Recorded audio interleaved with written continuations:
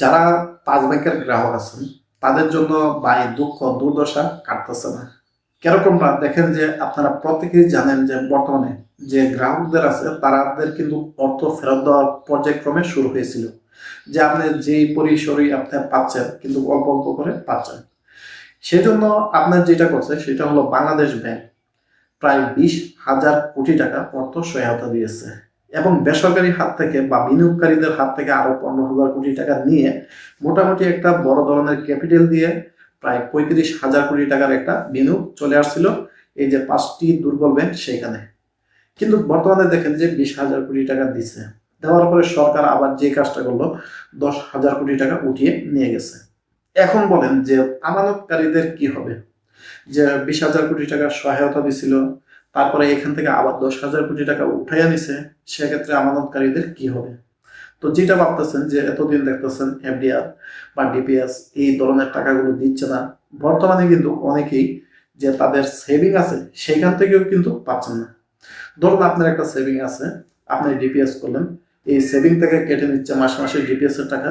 এই ধরনের যাদের অ্যাকাউন্ট আছে তাদের ক্ষেত্রেও কিন্তু টাকাগুলো দিচ্ছে না। তাছাড়াও আপনি আরেকটা জিনিস দেখেন যে গত কালকে আপনারা দেখছেন যে হঠাৎ করে বিনিয়োগকারীরা রাস্তায় নামছে যে তাদের ডিপিএস এর টাকা প্রফিট সহ দিতে হবে। এই 2 দিন আগে কিন্তু ঘোষণা দিছে যে গত 2 বছরের যে প্রফিট আছে সেটা তারা কেটে নেবে। আপনার যে মোট অর্থ আছে বা আপনি যে পরিমাণের টাকা রাখছেন এটার যে 2 বছরের প্রফিট আছে সেটার কিন্তু কেটে নিচ্ছে, বাদ দিবে না। যদি আপনার ব্যালেন্সে থাকে সেটা কিন্তু কেটে নিবে। সেটা আমি 100% শিওর হয়ে ব্রাঞ্চে গিয়ে জানিয়ে বা জেনে তারপর আপনাদেরকে বলতেছি সেটা কেটে নিবে। সেজন্য যাদের আপনি ব্যালেন্স জিরো করতে চাচ্ছেন তারা কিন্তু পারতেছেন না, কিছু অর্থ রাখতে হইতেছে যেটা পরবর্তীতে কেটে নিবে। এখন এই সমস্যাটা কেন হলো? এই যে 20,000 কোটি টাকা অর্থ বিনিয়োগ দিয়েছিল সেটা যদি রাখতো তাহলে কিন্তু এই ঝামেলাটা হতো না।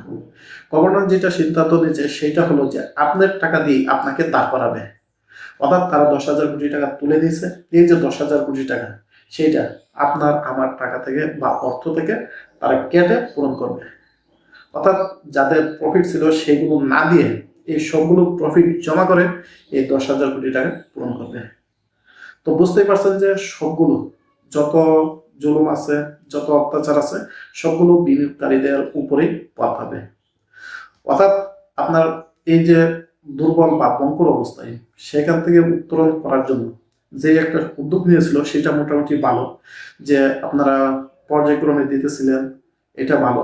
কিন্তু দেওয়ার পরে হঠাৎ করে 10,000 কোটি টাকা সরকার এই দুর্বল বা বঙ্কর অবস্থা থেকে যে তুলে নিছে সেটা কি ঠিক করলো? বিনিয়োগকারীদের সাথে মোটামুটি একটা তামাশা শুরু করে দিচ্ছে। কারণ হলো দেখেন যে এই যে অর্থটা তুলে নিছে সেক্ষেত্রে কিন্তু দিন শেষে ক্ষতিগ্রস্ত হচ্ছেন আপনি আমি। ব্রাঞ্চে গিয়ে অনেকেই অর্থ পাচ্ছেন না, অনেকের সেভিং এর টাকা পাচ্ছেন না, অনেকের জয়েন্ট ভেঞ্চারের টাকা পাচ্ছেন না, অনেকের এফডিআর এর টাকা পাচ্ছেন না, অনেকের ডিবিএস এর টাকা পাচ্ছেন না। এই ধরনের সমস্যাগুলো কিন্তু পরে আছে। যদিও তারা বলছে যে পর্যায়ক্রমে 3 মাস 4 মাস পরে দিবে, ঠিক আছে, কিন্তু বর্তমানে যে আপনার অর্থ সহায়তা দিচ্ছেন দেওয়ার পর আবার সেটা তুলে নিচ্ছেন, এর ক্ষেত্রেও কিন্তু ঝামেলা বা জটিলতা তৈরি হয়েছে। এই জিনিসটা অবশ্যই অবশ্যই গভর্নরের মাথায় রাখা উচিত ছিল যে আপাততে যে তারল্য সহায়তা দিয়েছে সেইটা না নেওয়াটাই সবচেয়ে ভালো সিদ্ধান্ত ছিল। এবং যে বিনিয়োগকারীরা তাদের কি দোষ যে তাদের গত 2 বছরের যে প্রফিট আছে সেইটা কেটে নেবে। তো এই বিষয়টাই আপনাদেরকে জানানো উচিত ছিল। তো সবাইকে অসংখ্য অসংখ্য ধন্যবাদ।